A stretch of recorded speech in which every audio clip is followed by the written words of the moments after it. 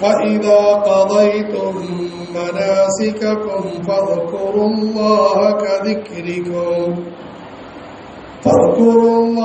كذكركم آباءكم أو أشد ذكرا ثم ليقضوا تفثهم وليوفوا نذورهم وليطوفوا بالبيت العتيق. ദുൽഹജ്ജ് 10 മിനയിൽ, ഹജ്ജിന്റെ കേന്ദ്രമായ മിനയിൽ ഇന്ന് നിങ്ങൾക്ക് 5 കർമ്മങ്ങളുണ്ട്. ഹാജിമാർക്ക് ഏറ്റവും തിരക്ക് പിടിച്ച സമയം. നിങ്ങളുടെ ബന്ധുക്കളെല്ലാം നാട്ടിൽ പെരുന്നാൾ ആഘോഷത്തിൽ. നിങ്ങൾക്ക് 5 കർമ്മങ്ങൾ. ഒന്ന്, ഒരു സ്ഥലത്ത് പോയി 7 കല്ലുകൾ എറിയണം. 2, മൃഗത്തെ അറക്കണം. 3, മുടിയെടുക്കണം. 4, മക്കാ മുക്കറമയിൽ പോയി തവാഫ് ചെയ്യണം. 5, സഈ ചെയ്യണം. ഇന്ന് ചെയ്യേണ്ടതാണെങ്കിലും മഹാന്മാരായ ഉലമാക്കൾ ഇതിന് വലിയ ഇളവ് ഹദീസിന്റെ വെളിച്ചത്തിൽ നൽകുന്നുണ്ട്. അതുകൊണ്ട് ഒരു സാധാരണ ഹാജിമാർക്ക് ചെയ്യാൻ പറ്റുന്ന കാര്യം, നമുക്ക് അനുഭവമുള്ള കാര്യം, അത് ക്രമമായിട്ട് പറയുകയാണ്. നിങ്ങൾ മിനായിലെത്തി, ക്ഷീണമുണ്ട്, കുറച്ച് വിശ്രമിക്കും. ക്ഷീണമില്ല, ഇപ്പം തന്നെ പോകാൻ ആഗ്രഹം. നിങ്ങൾ ഒരു 7 കല്ല്, കുറഞ്ഞത് 10 കല്ല് സൂക്ഷ്മതയ്ക്ക് വേണ്ടി എടുത്തുകൊണ്ട് കല്ലെറിയുന്ന സ്ഥലത്തേക്ക് വരും. കടല പോലെയുള്ള കല്ലുകളാണ് എടുക്കേണ്ടത്. ക്രിക്കറ്റ് ബോൾ പോലുള്ള വലിയ കല്ലെടുക്കരുത്. അങ്ങേയറ്റം ഒന്നുമല്ലാത്ത ചെറിയ ഞാഞ്ഞൂല് കല്ലും എടുക്കരുത്. കടല പോലത്തെ സാധാരണ കല്ലെടുക്കണം. അവിടെ സമൃദ്ധമായിട്ടുണ്ട്. മിനായിലെ പൊക്കി കഴിഞ്ഞാൽ അടിയിൽ കല്ല് ആവശ്യത്തിന് കിട്ടും. മുസ്ദലിഫയിലുണ്ട്. അതുകൊണ്ട് ആ കല്ല് നിങ്ങൾ എടുത്ത് ഇൻഷാ അല്ലാഹ് പതുക്കെ വരും. തൽബിയത്ത് തീരാൻ പോകുകയാണ്. അതുപോലെ അധികമായി തക്ബീർ ചൊല്ലിക്കൊണ്ട് നിങ്ങൾ വരും. ഇൻഷാ അല്ലാഹ് നിങ്ങൾ എറിയുന്ന സ്ഥലത്ത് വരണം. ഇന്ന് ഒട്ടും പേടിക്കേണ്ട ആവശ്യമില്ല, ഒരു ബേജാറിന്റെ ആവശ്യമില്ല. പക്ഷെ ആൾക്കാർ ഒരുതരം ബഹളം ഉണ്ടാക്കാറുണ്ട്, നേരത്തെ എറിയാറുണ്ട്. ഇത് കണ്ടുകൊണ്ട് നമ്മൾ വലിയ ആരോഗ്യവാന്മാരായിട്ട് നേരെ എറിയാൻ തുടങ്ങും. സൗത്ത് ആഫ്രിക്കയിലുള്ളവർ 1 കിലോമീറ്റർ ദൂരത്ത് നിന്നേ സുഖമായിട്ട് അവിടെ പോയി വീഴും. കേരളത്തിൽ നമ്മൾ ഈ കഞ്ഞി കുടിച്ചവർ 1 കിലോമീറ്റർ ദൂരത്തെറിഞ്ഞാൽ അപ്പുറത്ത് പോയി വീഴത്തേ ഉണ്ട്. മറ്റുള്ളവർ കാണിക്കുന്നുണ്ട് നമ്മൾ തുള്ളാൻ പാടില്ല. അതുകൊണ്ട് പതുക്കെ നമ്മൾ അടുത്തോട്ട് പോയി നിന്ന് ഒരു കല്ല് പറയും, ബിസ്മില്ലാഹി അല്ലാഹു അക്ബർ അഊദു ബില്ലാഹി മിനശ് ശൈത്താനിർ റജീം, എറിയുക. 2ാമത്തെ കല്ല് ഇത് പറഞ്ഞെറിയുക. 3 എറിയുക, 4 എറിയുക, 5 എറിയുക, 6 എറിയുക, 7 എറിയുക. 7 ആയപ്പോൾ സംശയം 6 ആയിട്ടുള്ളൂ എന്ന് എന്ത് ചെയ്യണം? 8ാമത്തെ എറിഞ്ഞുകൊണ്ട്, അല്ലെങ്കിൽ ഏതെങ്കിലും ഒന്ന് വീടില്ല എന്ന് സംശയം, ഒന്നും കൂടെ എടുത്തെറിയും. ആവശ്യമില്ലാതെ എറിയേണ്ട ആവശ്യമില്ല. അൽഹംദുലില്ലാ, ഒരു ഫർദ് നിർവഹിക്കപ്പെട്ടു. നിങ്ങൾ ഇൻഷാ അല്ലാഹ് ഇനി വരും. മൃഗത്തെ അറക്കാൻ ഏറ്റവും എളുപ്പവും സുരക്ഷിതവും അതിന്റെ പൈസ നമ്മൾ എവിടെയാണ്? അവിടുത്തെ ബാങ്കിൽ ഏൽപ്പിക്കലാണ്. സൂക്ഷ്മതയോടുകൂടി അവർ ആ കാര്യം നിർവഹിക്കും. 3, മുടിയെടുക്കണം. കല്ലെറിയുന്നതിന് വെളിയിൽ മുടിയെടുക്കുന്ന സ്ഥലം ഉണ്ട്. അവിടെ കുറച്ച് ക്യൂ നിന്ന് കഴിഞ്ഞാൽ അവിടെ പോയി മുടിയെടുക്കാൻ സാധിക്കും. അല്ലെങ്കിൽ നമ്മൾ താമസിക്കുന്ന സ്ഥലത്ത് നമ്മളുമായി ബന്ധപ്പെട്ട സഹോദരങ്ങൾ അങ്ങോട്ടും ഇങ്ങോട്ടും എടുക്കുമെങ്കിൽ അങ്ങനെ എടുക്കണം. വഴി അരികിൽ നമ്മളുടെ അയൽവാസികളായ അടുത്ത നാട്ടുകാർ മുടി പഠിച്ചു തരാമെന്ന് പറഞ്ഞ് വിളിച്ചിരുത്തും. മുടി പഠിക്കുമ്പോൾ പോലീസ് വരും. അവരങ്ങനെ തന്നെ ഇറങ്ങി ഓടും. നമ്മൾ പകുതി മുടിയുമായിട്ട് നാട് നീളെ കറങ്ങി നടക്കേണ്ടി വരും. അതുകൊണ്ട് ഒന്നുകിൽ അവിടെ പോയി മര്യാദയ്ക്ക് മുടി എടുക്കാൻ നോക്കി, അല്ലെങ്കിൽ നമ്മുടെ താമസ സ്ഥലത്ത് വന്ന് കൂട്ടുകാരുമായി ബന്ധപ്പെട്ട് ഡ്രിമ്മർ കൊണ്ടോ അല്ലെങ്കിൽ നമ്മളെ കൊണ്ട് അറിയാവുന്ന രീതിയിൽ പരസ്പരം അങ്ങോട്ടും ഇങ്ങോട്ടും പഠിക്കും. അള്ളാഹു എളുപ്പമാക്കുമാറാകട്ടെ. ഇനി നമുക്ക് തവാഫും സഈയും ചെയ്യണം. ഇന്ന് നല്ല ക്ഷീണം കാണും. ഇന്ന് വിശ്രമിക്കും. ദിക്റും ദുആയിലുമായി കഴിയും. വിശ്രമിക്കും. ആഹാരം ശരിക്ക് കഴിക്കും. ദുൽഹജ്ജ് 11 നിങ്ങൾക്ക് രാവിലെ സൗകര്യപ്പെട്ട് തവാഫും സഈയും ചെയ്യാൻ പോയി ചെയ്യൽ പറ്റിയിട്ടില്ല. നിങ്ങൾ അന്ന് അവിടെ കഴിയും.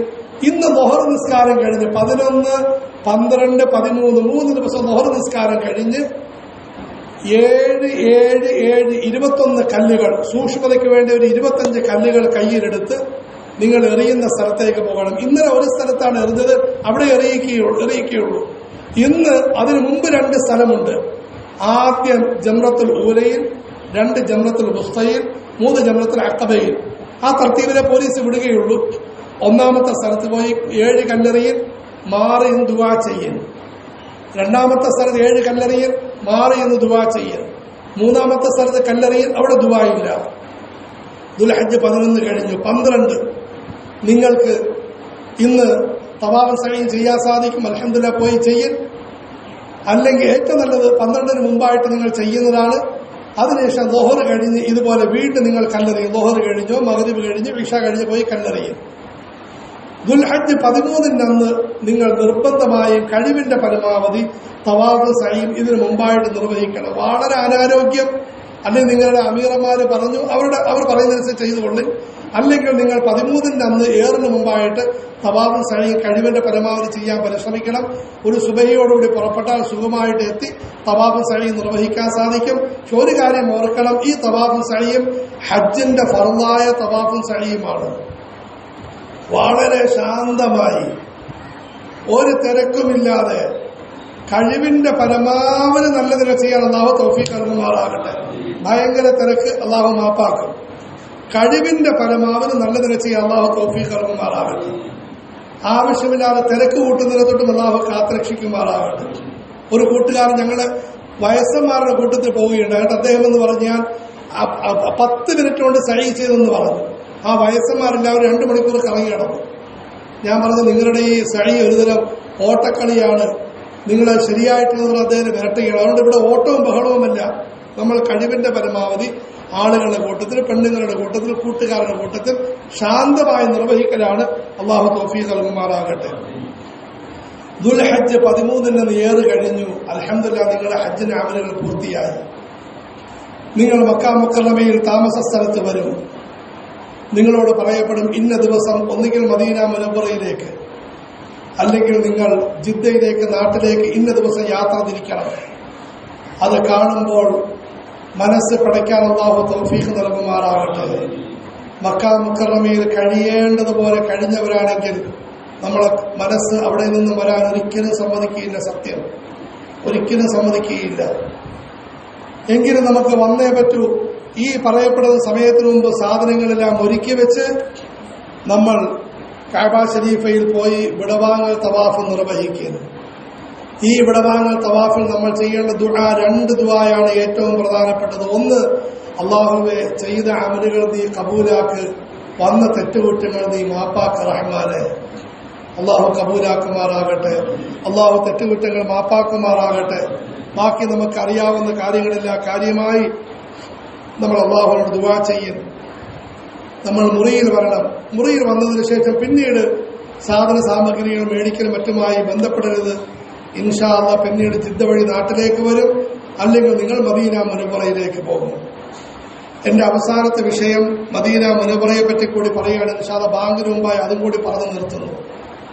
മക്ക മുക്കറമ ലാ ഇലാഹ ഇല്ലല്ലാഹയുടെ സങ്കേതം, മദീന മുനവ്വറ മുഹമ്മദ് റസൂലുള്ളാഹി സല്ലല്ലാഹു അലൈഹി വസല്ലമയുടെ കേന്ദ്രം. മക്ക മുക്കറമയിൽ പടച്ചവനുമായി വളരെയധികം അടുക്കിൻ, മദീന മുനവ്വറയിൽ ഹബീബായ റസൂലുള്ളാഹി സല്ലല്ലാഹു അലൈഹി വസല്ലം തങ്ങളുമായിട്ട് അടുക്കിൻ. അതിനുവേണ്ടിയുള്ള യാത്രയാണ്.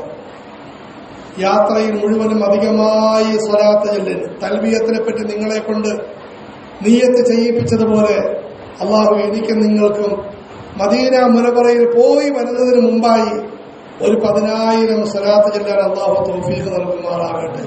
ഒരു ദിവസം 1500 വീതം പിടിക്കും.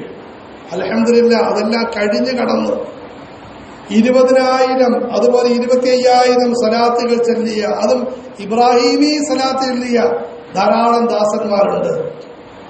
യാത്രയിൽ വേറെ ഒരു ജോലിയുമില്ല, ചാരിക്കടക്കൽ അധികമായി സ്വലാത്ത് ചൊല്ലിക്കൊണ്ടിരിക്കുന്നു. പക്ഷെ ഇടയ്ക്കിടയ്ക്ക് വലത്തോട്ടും ഇടത്തോട്ടും നോക്കി ആദരവായ റസൂലുള്ളാഹി സല്ലല്ലാഹു അലൈഹി വസല്ലം നൂറ്റാണ്ടുകൾക്ക് മുമ്പ് എനിക്കും നിങ്ങൾക്കും വേണ്ടി ഹിജ്റ ചെയ്ത വഴിയിലൂടെയാണ് നടന്ന് ഒട്ടകത്തിൽ 8 ദിവസങ്ങളിലായിട്ട് യാത്ര ചെയ്ത ആ വഴിയുടെ അരികിലൂടെയാണ് നമ്മൾ AC ബസ്സിൽ അല്ലെങ്കിൽ വളരെ വേഗതയിൽ പായുന്ന ട്രെയിനിൽ യാത്ര ചെയ്തുകൊണ്ടിരിക്കുന്നത്. ഈ പരിശുദ്ധമായ മണൽത്തരികൾ പ്രവാചകന്റെ മഹത്വം അപദാനങ്ങൾ പാടി പറയുന്നുണ്ട്. ആദരവായ റസൂലിന്റെ ത്യാഗത്തെപ്പറ്റി നമ്മെ ഉണർത്തുന്നുണ്ട്. അതുകൊണ്ട് അധികമായി റസൂലുള്ളാഹിയെ ഓർത്തുകൊണ്ട് സലാത്ത് ചൊല്ലിക്കൊണ്ട് മദീനയിലേക്ക് യാത്രയാകി. അസ്സലാത്തു അലൻ നബി വസ്സലാമു അലർ റസൂൽ അശ്ശഫീഇൽ അബ്തഹി വൽ ഹബീബിൽ അറബി അന്ത തത്ലഉ ബൈനനാ ഫിൽ കവാകിബി കൽ ബുദൂർ ബൽ വഅശ്റഫു മിൻഹു യാ സയ്യിദി ഖൈറൻ നബി അസ്സലാത്തു അലൻ നബി കുല്ല വഖത്തിൻ ദായിമ. ഈ രീതിയിൽ സഹോദരങ്ങൾ അധികമായ സലാത്തുകൾ ചൊല്ലി പ്രവാചക കീർത്തനങ്ങൾ പാടി ഒരു മനസ്സുകൊണ്ട് ഹബീബുമായിട്ട് അടുക്കുന്നു എന്ന സങ്കല്പത്തിൽ നമ്മൾ മദീനയിലേക്ക് യാത്ര ചെയ്യും. കുറേ നേരത്തെ യാത്രയ്ക്ക് ശേഷം മദീനയുടെയും അതിർത്തി എത്തും. മക്കയുടെ അതിർത്തി പറഞ്ഞതുപോലെ മനോഹരമായ അതിർത്തി. മിക്കവാറും ബസ് അതിനു മുമ്പ് നിർത്തും, രേഖകളൊക്കെ ചെക്ക് ചെയ്യും, എന്നിട്ട് മദീനയിലേക്ക് പ്രവേശിക്കും. മദീന ഒരു അനുഗ്രഹീത നാടാണ്. ഇവിടുത്തെ മണ്ണും വിണ്ണും പടച്ചവന് പ്രിയങ്കരമാണ്. അവിടെ നമ്മൾ വളരെ ബഹുമാനത്തിൽ നേരത്തെ പറഞ്ഞു ഇവിടെ വരെയും വിശ്രമിക്കും. ഇനി വിശ്രമമില്ല, സലാത്തുകൾ ചൊല്ലിക്കൊണ്ടിരിക്കും.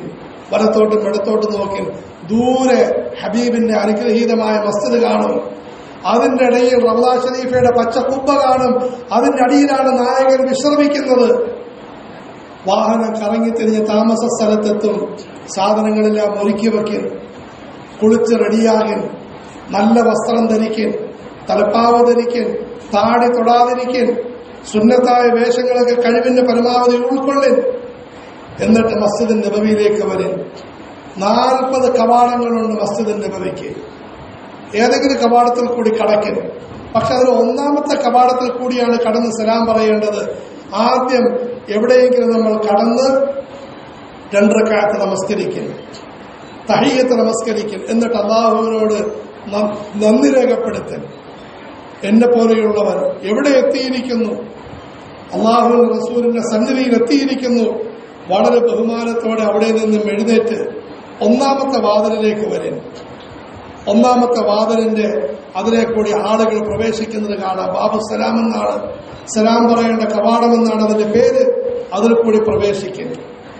ഇവിടം വരെ നമ്മൾ സാധാരണ സലാത്ത് ചൊല്ലിക്കൊണ്ടിരിക്കണം. ഒന്നാമത്തെ കവാടത്തിൽ കയറിയ ദൂരെ അനുഗ്രഹീതമായ വലകൾ കൊണ്ട് നിർമ്മിക്കപ്പെട്ട പ്രവാചക ഭവനം കാണാൻ സാധിക്കും. ആദരവായ റസൂലുള്ളാഹി സല്ലല്ലാഹു അലൈഹി വസല്ലമയുടെ ഭവനം. വഹുവ ഫീ ഖബ്രിഹി ഹയ്യുൻ. അതിന്റെ ഉള്ളിലാണ് ഹബീബ് വിശ്രമിക്കുന്നത്. ഇനി നമ്മൾ സലാത്ത് മാറ്റും. എല്ലാവരും ഒന്ന് പറഞ്ഞ് അസ്സലാത്തു വസ്സലാമു അലൈക യാ റസൂലല്ലാഹ്. ശബ്ദമുയർത്താൻ പാടില്ല, ചെറിയ ശബ്ദത്തിൽ. അസ്സലാത്തു വസ്സലാമു അലൈക യാ റസൂലല്ലാഹ്. അസ്സലാത്തു വസ്സലാമു അലൈക യാ ഹബീബല്ലാഹ്. അസ്സലാമു അലൈക അയ്യുഹൻ നബിയ്യു വറഹ്മത്തുള്ളാഹി വബറകാതുഹു. അത് ചൊല്ലിക്കൊണ്ടുവരും. ഉന്തലില്ല, തള്ളലില്ല. നേരത്തെ കഅബയെ പറ്റി പറഞ്ഞതുപോലെ അവിടെ ഇവിടെ നോട്ടമില്ല, ആരുമായി പരിചയപ്പെടലില്ല. നബിതങ്ങൾക്ക് സലാം പറയണം. ആശുപത്രി ഡോക്ടറെ കാണാൻ പോവുകയാണ്, ആ സമയത്ത് ഫോൺ ചെയ്തുകൊണ്ടിരിക്കുമോ? പതുക്കെ നമ്മൾ അൽഹംദുലില്ലാ അനുഗ്രഹീത വലയുടെ മുമ്പിലെത്തും. അവിടെ ദ്വാരങ്ങളുണ്ട്. അതിൽ ഒരു ദ്വാരത്തിന്റെ മുകളിൽ അറബിയിൽ എഴുതിയിട്ടുണ്ട് ഹുന അസ്സലാമു അലാ റസൂലില്ലാഹ്. അള്ളാഹു നമ്മളെ അവിടെ എത്തിക്കുമാറാകട്ടെ. അവിടെ ആരെങ്കിലും നിന്ന് സുജൂദിന്റെ സ്ഥാനത്തേക്ക് നോക്കുകയാണെങ്കിൽ അവന്റെ പാപം നിറഞ്ഞ കണ്ണും ആദരവായ റസൂലുള്ളാഹി സല്ലല്ലാഹു അലൈഹി വസല്ലമയുടെ നയനങ്ങളും നേർക്ക് നേരെ ആകുമെന്ന് ഉലമാക്കൾ പറയുന്നു. അള്ളാഹു നമുക്ക് തൗഫീഖ് നൽകുമാറാകട്ടെ. വികാരത്തിന്റെ വേദിയേറ്റത്തിന്റെ നിമിഷമാണ്. അവിടെ നിൽക്കും. വളരെ അതവോടുകൂടി അസ്സലാത്തു വസ്സലാമു അലൈക യാ റസൂലുള്ളാഹ് എന്ന് പറയും. ആദരവായ റസൂൽ സലാം മടക്കുന്നു എന്ന് സങ്കല്പിക്കും. ധാരാളം ആളുകൾ നമുക്ക് സലാം പറഞ്ഞു കാണും. അവരുടെ ഭാഗത്ത് നിന്ന് സലാം പറയും. നമ്മളോട് അവിടെ നിന്ന് നീങ്ങാൻ അവിടെയുള്ള സേവകന്മാര് പറയും.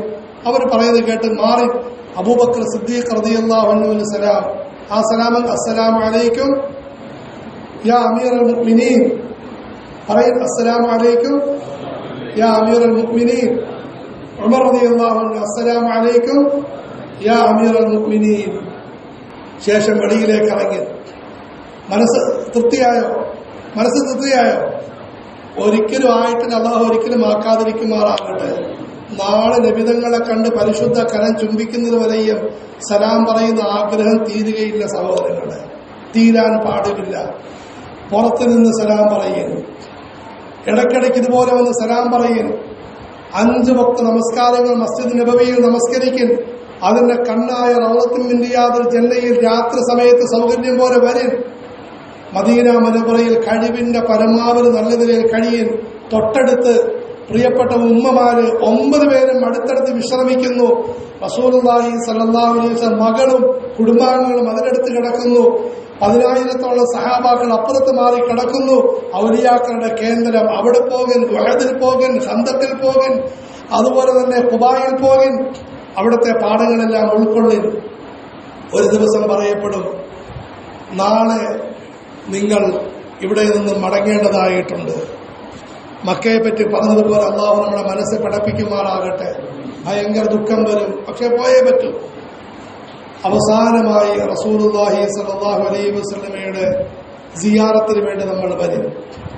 അതിനു മുമ്പായിട്ട് സ്ത്രീകളുടെ കാര്യം പറയാൻ വിട്ടുപോയി. സഹോദരിമാര് ബേജാറാകണ്ട. മസ്ജിദിന്റെ പരിശുദ്ധമായ മസ്ജിദ് നബവി ഷരീഫിന്റെ 2 ഭാഗങ്ങളുണ്ട്. ഒന്ന് ഇടത് ഭാഗത്ത് പിന്നിൽ, 2 വലത് ഭാഗത്ത് പിന്നിൽ. ഇതിൽ വലത് ഭാഗത്തിന്റെ പിന്നിൽ സ്ത്രീകൾക്ക് നമസ്കരിക്കാൻ സൗകര്യമുണ്ട്. ഇടത് ഭാഗത്തിന്റെ പിന്നിൽ സ്ത്രീകൾക്ക് നമസ്കരിക്കാൻ സൗകര്യമുള്ളതിനോടുകൂടി സുബഹി കഴിഞ്ഞ്, ദുഹർ കഴിഞ്ഞ്, അസർ കഴിഞ്ഞ്, ഇശാ കഴിഞ്ഞ് അതിന്റെ ഉള്ളിൽ കൂടി റൗളത്തുൽ മിൻ റിയാദിൽ ജന്ന എന്ന് പറയുന്ന അനുഗ്രഹീതമായ സ്ഥലത്തേക്ക് വരാൻ വേണ്ടി പ്രത്യേക വഴി ഇടാറുണ്ട്, നിർമ്മിക്കാറുണ്ട്. സഹോദരിമാരായ ആളുകൾ ഇതിലേതെങ്കിലും സമയത്ത് സൗകര്യം പോലെ അവർ ഇൻഷാ അല്ലാഹ് വരും. അവരോടും പുരുഷന്മാരോടും പറയുകയാണ്, മുഴുവൻ അനുഗ്രഹീതമായ സ്ഥലങ്ങളിൽ നമ്മൾ പാലിക്കേണ്ട മര്യാദ, നമ്മൾ അവിടെ അടുത്തേക്ക് പോയി നിൽക്കും. നമുക്ക് കടക്കാൻ പറ്റി അൽഹംദുലില്ലാ, കടക്കാൻ പറ്റിയില്ല അൽഹംദുലില്ലാ. എല്ലാവരും ഒന്ന് പറഞ്ഞ്, കടക്കാൻ പറ്റി അൽഹംദുലില്ലാ. കടക്കാൻ പറ്റിയില്ല, കടക്കാൻ പറ്റിയിട്ട് കടന്നില്ല, നഷ്ടം. അടിയും ഇടിയും ഒന്നും തള്ളും ഉണ്ടാക്കി കടന്നു, നഷ്ടം. ശരിക്കും ഓർത്ത് വെച്ച് കഴിഞ്ഞാൽ ഹജ്ജ് യാത്ര വളരെ എളുപ്പമായിരിക്കും. ഒരു കാര്യം ഉള്ളിലോട്ട് കടക്കാൻ നല്ല വഴി, എന്നിട്ട് ഞാനിവിടെ ഗമയും കാണിച്ച് എനിക്ക് തെറ്റാണ്, പക്ഷെ ഉള്ളിലോട്ട് കയറാൻ പറ്റുന്നില്ല.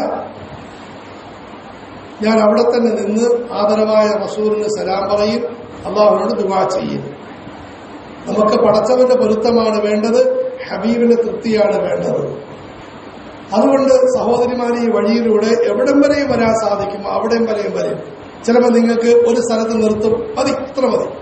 ചിലപ്പോൾ നിങ്ങൾ നേരെ ഉള്ളിൽ വിടും, അൽഹംദുലില്ലാ അങ്ങോട്ട് പോകും. ചിലപ്പോൾ എങ്ങോട്ട് വിടുന്നില്ല, ഒരു ഭാഗത്ത് നിൽക്കും. എന്നിട്ട് അവിടെ ദിക്റും ദുആയും ചെയ്ത് അള്ളാഹുവിനോട് നമ്മൾ അധികമായി ദുആ ചെയ്യും. റസൂലുള്ളാഹിയുടെ മേൽ അധികമായി സലാം പറയും. മഹാനായ ഉസ്താദ് പറയുന്നൊരു വാക്കുണ്ട്, ഇൻഷാ അല്ലാഹ് സമ്പൂർണമായി നാളെ ആഖിറത്തിൽ അള്ളാഹു നബിതങ്ങളുടെ കൈ ചുംബിക്കാൻ തൗഫീഖ് നൽകും. അള്ളാഹു തൗഫീഖ് നൽകുമാറാകട്ടെ. നമ്മുടെ ലക്ഷ്യം അതാണ്, ശരിക്കും ഓർത്തു വയ്ക്കും. അതുകൊണ്ട് സഹോദരങ്ങൾ ഇങ്ങനെ കഴിഞ്ഞുകൂടി അവസാനം നമ്മൾ സിയാറത്തിന് വേണ്ടി വരണം. ഇതേ വികാരം കഅബ ഷരീഫിനെ അവസാനം വിട പറയാൻ പോകുമ്പോഴും വേണ്ടതാണ്. നമ്മൾ 2 നിയ്യത്തുകൾ ഈ സമയത്ത് ചെയ്യണം. ഒന്ന്, അള്ളാഹുവേ എന്റെ മക്കത്തേക്കുള്ള മദീനത്തേക്കുള്ള വരവ് അവസാനത്തേതാക്കരുത്, ഇനിയും വരാൻ എനിക്ക് ഭാഗ്യം നൽകണമേ. 2, അതിനേക്കാളും പ്രധാനപ്പെട്ടതാണ് റഹ്മാനായ റബ്ബേ, കഅബ ഷരീഫയും റൗള ഷരീഫയും റഹ്മാനായ നീയുമായി നിന്റെ ഹബീബുമായിട്ടുള്ള ബന്ധം ഒരിക്കലും അവസാനത്തേതാക്കല്ലേ അള്ളാഹുവേ, ഇനി കൂടുതൽ വളരാനും ഉയരാനും തൗഫീഖ് നൽകണമേ.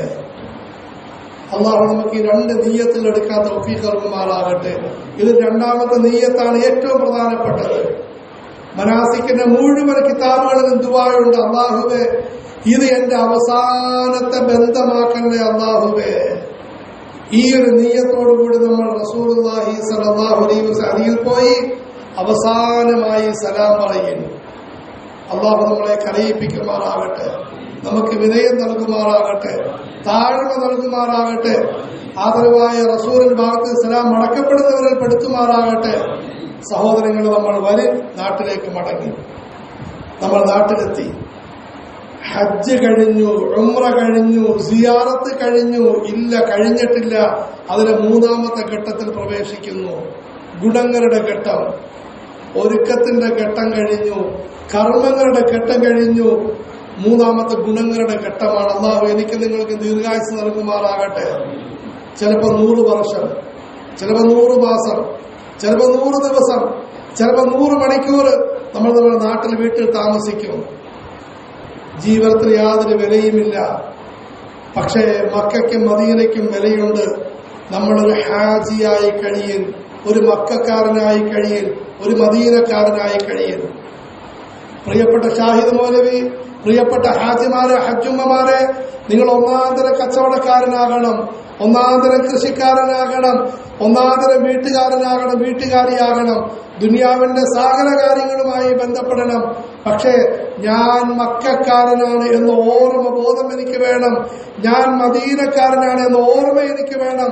ഞാൻ കഅബ ശരീഫിന്റെ ചുറ്റുഭാഗത്ത് ചുറ്റിയിട്ടുണ്ട്, സഫാ മറവിക്കിടയിൽ നിലവിളിച്ചുകൊണ്ട് ഓടിയിട്ടുണ്ട്, മിനായിൽ പോയി കിടന്നിട്ടുണ്ട്, അറഫയിൽ പടച്ചവരെ വിളിച്ചിട്ടുണ്ട്, മുസ്ദലിഫയിൽ ആകാശം നോക്കി കിടന്നിട്ടുണ്ട്, അതുപോലെ ജംറകളിൽ എറിഞ്ഞിട്ടുണ്ട്, പടച്ചവന് വേണ്ടി ഞാൻ മുടിയെടുത്തിട്ടുണ്ട്, ഞാൻ സലാത്തിന്റെ പാട്ട് പാടിക്കൊണ്ട് മദീനയിൽ വന്നിട്ടുണ്ട്, ഹബീബിന്റെ മുന്നിൽ നിന്നിട്ടുണ്ട്, കരഞ്ഞിട്ടുണ്ട്, തങ്ങൾക്ക് സലാം പറഞ്ഞിട്ടുണ്ട്, മദീനയുടെ മണ്ണും മിണ്ണും സ്നേഹിച്ചിട്ടുണ്ട്, പ്രേമിച്ചിട്ടുണ്ട്. ഞാൻ അതിന്റെ ആളും കൂടിയാണെന്ന് ഓർമ്മ വേണം, ഓർമ്മ വേണം. ബസ് ശരിയായി, വേണ്ടതൊക്കെ നമുക്കുണ്ടാകും. വേണ്ടതൊക്കെ ഉണ്ടാകുമെന്ന് മാത്രമല്ല, ഇൻഷാ അല്ലാഹ് അടിവെച്ച് നിങ്ങൾ കയറിക്കൊണ്ടിരിക്കും, മേപ്പോട്ട് കയറിക്കൊണ്ടിരിക്കും. അള്ളാഹുവിന്റെ വലിയാകും, പടച്ചവരിലേക്ക് അടുത്തുകൊണ്ടിരിക്കും. നമ്മുടെ നാട്ടിൽ നിന്നും ഒരു പാവപ്പെട്ട മനുഷ്യൻ ഹജ്ജിന് വേണ്ടി പോയി. അദ്ദേഹം തിരിച്ച് നാട്ടിലെത്തി. ഈ പറഞ്ഞതുപോലെ വീണ്ടും വികാരത്തിന് വേലിയേറ്റം അള്ളാഹു നമുക്ക് നൽകുമാറാകട്ടെ. ഒരിക്കലും മതിയാകത്തിന് ഹജ്ജ് ചെയ്താൽ അടുത്ത വർഷം വീണ്ടും പോകണം.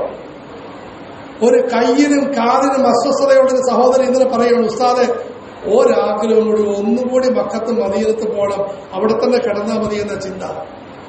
ഒരു വല്ലാത്ത പ്രവർത്തനമാണിത്. ആഗ്രഹം തീരത്തേയില്ല. അങ്ങനെ അദ്ദേഹത്തിന് വീണ്ടും ആഗ്രഹം. ഒരു റമദാൻ മാസത്തിൽ വലിഞ്ഞു കയറി അദ്ദേഹം വീണ്ടും ഉംറയ്ക്ക് പോയി. കഅബ ശരീഫിന്റെ ചുറ്റുഭാഗത്ത് തവാഫ്, സഅയ്, ഉംറയെല്ലാം നിർവഹിച്ചു. അവസാനത്തെ 10 മദീന മുനവ്വറയിൽ ആദരവായ റസൂലിന്റെ അരികിൽ ഇഅ്തികാഫിരുന്നു. യാ റഹ്മാൻ. വെള്ളിയാഴ്ച ജുമുഅ നമസ്കാരം നിർവഹിച്ചു. ജുമുഅ നമസ്കാരം കഴിഞ്ഞ് കുറച്ച് നേരത്തെ പോയി wuduവൊക്കെ എടുത്തു. അസറിന് നേരത്തെ പ്രവേശിക്കാമല്ലോ. ജുമുഅയുടെ അസറിന് ശേഷമുള്ള സമയം വളരെ മുബാറക്കായ സമയമാണ്. അദ്ദേഹം വന്നു. നേരത്തെ റൗളത്തുൽ മിൻറിയാദിൽ ജന്നയിൽ പെട്ടെന്ന് സീറ്റ് കിട്ടി. അങ്ങോട്ടേക്ക് ചാടിക്കയറി ഇരുന്നു. ബാങ്ക് കൊടുക്കപ്പെട്ടു. സുന്നത്ത് നമസ്കരിച്ചു. 1ാമത്തെ റക്അത്ത്, 2ാമത്തെ റക്അത്ത്, 3ാമത്തെ റക്അത്ത്, 4ാമത്തെ റക്അത്തിൽ അദ്ദേഹം സുജൂദിലേക്ക് വീഴുന്നത് ആദരവായ റസൂലുള്ളാഹി സല്ലല്ലാഹു അലൈഹി വസല്ലം തൃപ്പാദങ്ങളിലേക്കാണ്. അദ്ദേഹം ഈ ലോകത്തിൽ നിന്ന് വിട പറയുകയുണ്ടായി. മരിക്കതെങ്കിൽ മരിക്കണം സഹോദരൻ. അല്ലാഹു എനിക്ക് നിങ്ങൾക്ക് ദീർഘായുസ്സ് നൽകുമാറാകട്ടെ. ഇങ്ങനെയുള്ളൊരു വികാരത്തിന്റെ, വിലായത്തിന്റെ യാത്രയാണ് ഹജ്ജിന്റെ യാത്ര. വെറും പേരിന്റെ പെരുമയുടെ യാത്ര. അതുകൊണ്ട് നിങ്ങൾ മടങ്ങി വരണം. നിർബന്ധമായിട്ട് ദുനിയാവിന്റെ കാര്യങ്ങളുമായി ബന്ധപ്പെട്ട് ജീവിക്കണം. പക്ഷെ മക്കക്കാരനാണ് ഞാൻ, മദീനക്കാരനാണ് ഞാൻ, എനിക്ക് വീണ്ടും അങ്ങോട്ട് പോണം എന്ന ആഗ്രഹം വേണം. ഇൻഷാ അല്ലാഹ് രണ്ടാമത് നടക്കും. ഞാൻ ആ വാപ്പയോട് അങ്ങനെ തന്നെ പറഞ്ഞു.